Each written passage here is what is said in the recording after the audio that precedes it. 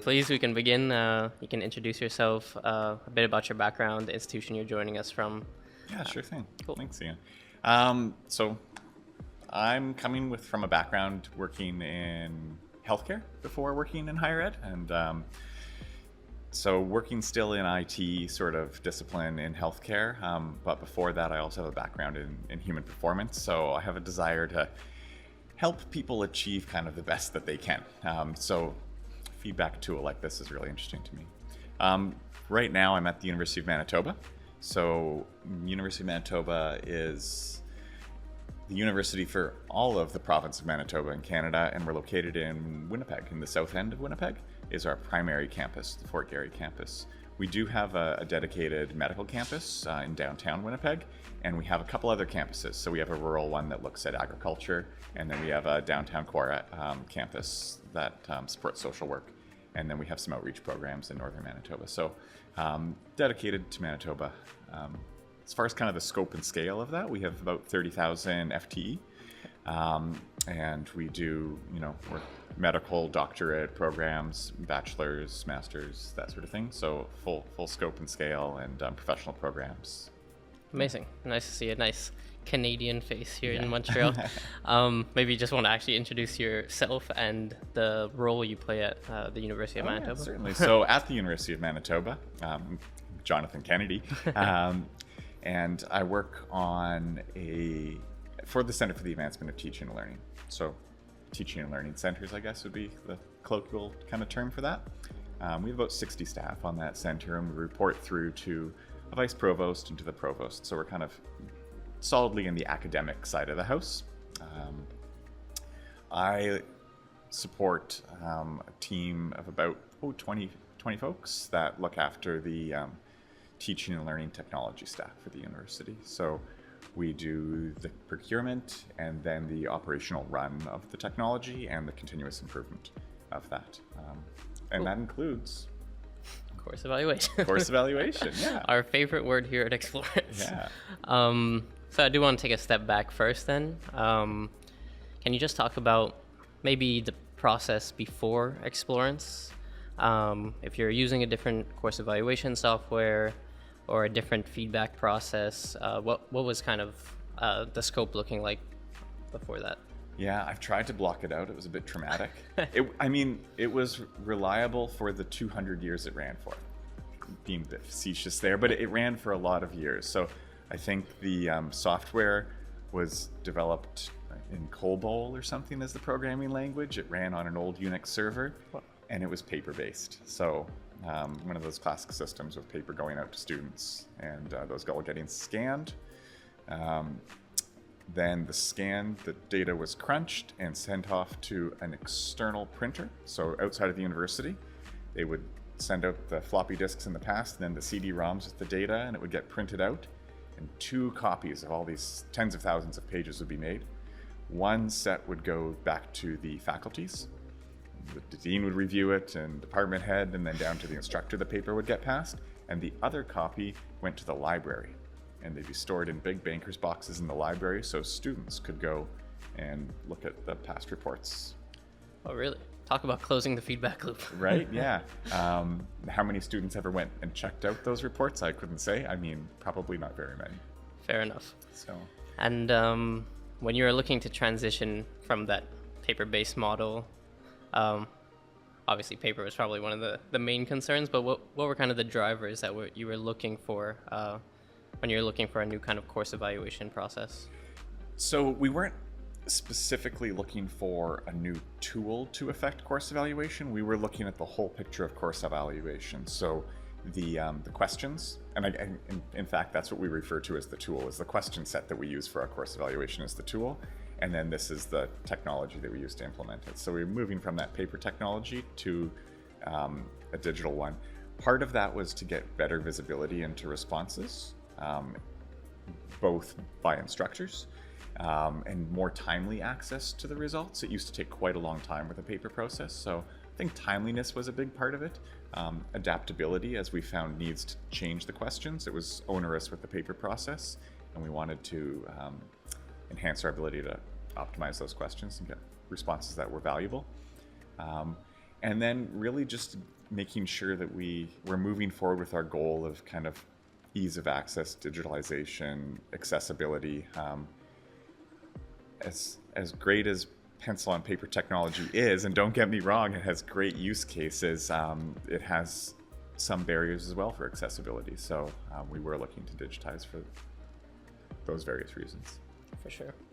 And just to give us a little bit of context, can you speak to the number of evaluations you're running, maybe on an annual basis or by semester? Or... Yeah, I mean, so we have a 30,000 FTE at the University of Manitoba. And on the course front, we offer thousands of courses each term. So it is a vast number of course surveys, of tasks that are being assigned to students for their fill out each term. So kind of do the math on that one, and it's, it feels like it's in the hundreds of thousands right per year. Sure. So it's massive. It's massive. Cool. Since implementing Explorance Blue, what are some of the key kind of successes that you've found? If you can share a success story, what are the main advantages you've seen so far? So I guess the first success story would be that it met our initial requirements. I mean, that's always a worry, is that the new tool you bring in or the new technology might be worse than the old technology, and then your stakeholders will be. But that wasn't the case at all. So Explorance met all the requirements and needs that we had coming into the project, and we've been running with it now for just over 5 years. And right off the hop with our initial pilot, it worked well.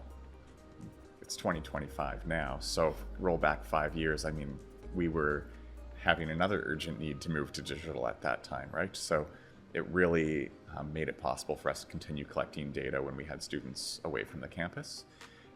Since then, beyond meeting our initial requirements, some of the, I guess, additional benefits that it's brought us, I mean, a simple one would be collecting data across terms. So we have some constraints for privacy of student responses where we don't want to provide qualitative feedback to instructors if we have a low enrollment course. But those instructors still deserve to get valuable feedback from their students. And so Explorance Blue allows us to combine qualitative responses across multiple terms where the same course is being taught by the same instructor, and effectively meet those thresholds so we can give response data. So we weren't able to do that in the past, and those instructors were just constrained and not able to make use of feedback from the students that students were providing. So. Well, that's amazing. And then I'm wondering do you have any kind of key features or parts of the tool that have really stood out since implementing in, I think it's 2019, right? Yes. Yeah. So, I mean, we've moved through the transition from Blue 8 when we first adopted the system to Blue 9. So I guess I would be speaking to Blue 9 to say it looks wonderful. I mean, the user interface is straightforward for instructors and for faculty and deans to get access to and to find the data that they need. The whole user experience from single sign-on to getting access to the data is it's all we could have hoped for, really. It's fantastic, and we have great feedback from instructors about it. Yeah, I mean, just making feedback more accessible is always a big win, right? And looking into the future, is there anywhere you see Blue going, your use of Blue going? Like what's the kind of wish list of where you want to go? Certainly. I mean, this is where we have lots of desires and dreams. So we've been running it for student responses on courses for instructors. It's effectively giving to instructors the feedback. So we have a desire to grow that to student experience, so that that student, when they first arrive at the university, so we can collect, information about their hopes and dreams and what they're expecting from their experience, and to do those sort of ongoing feedback about the institution in general, about the campus experience, the buildings, the whole gamut that we're not collecting from the course perspective. So that's one area on the kind of student experience vertical. The other area is that research, right? We're part of the U15 here in Canada, so a research-centric university. And we have many research studies that happen at the university that are human-centric. So they're using surveys to collect data. And so we'd like to be able to look to Explorance and look to a product like Blue for doing that sort of feedback. So research-centric feedback would be another area that we're looking at. Cool.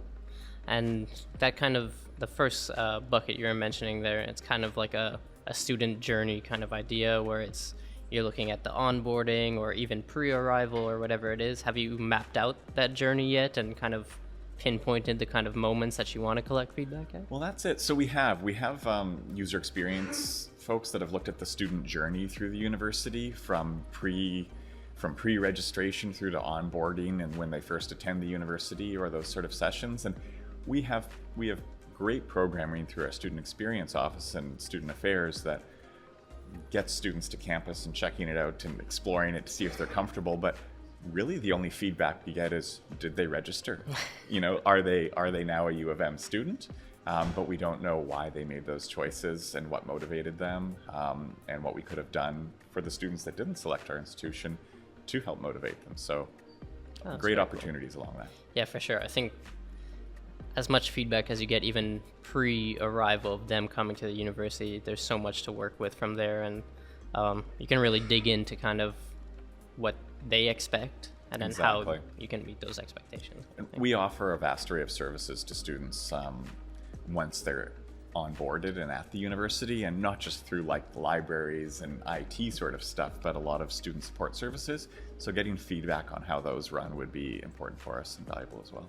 Yeah, for sure. I just have one last question then.